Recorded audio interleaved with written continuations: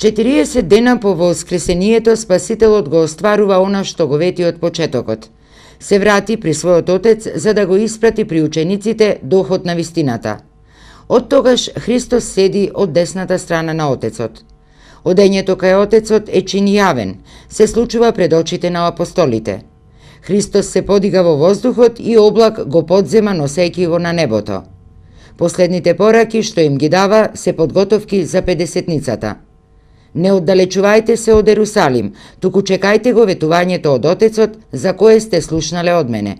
Зашто Јован крштеваше со вода, а вие не помногу дни од денес ќе бидете крстени со Светиот Дух.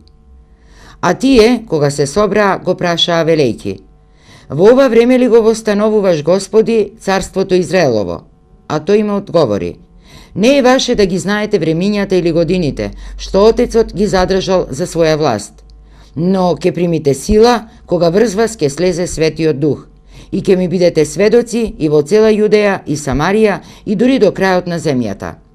И веднаш, додека гледаа како се крева на небото, двајца мажи во бела облека, всушност ангели, благовестеа за второто доаѓање на Христос на земјата.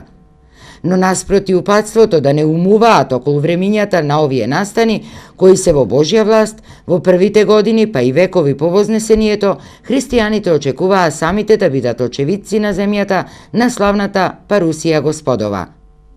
На 10 дена од денеска пак е така наречената Педесетница, односно Духовден.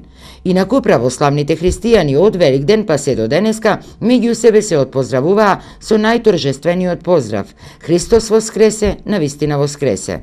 Денеска именден слават сите оние кои го носат името на оваа светија: Спасе, Спасија, Паца и други, на кои и ние им ги честитаме имендените.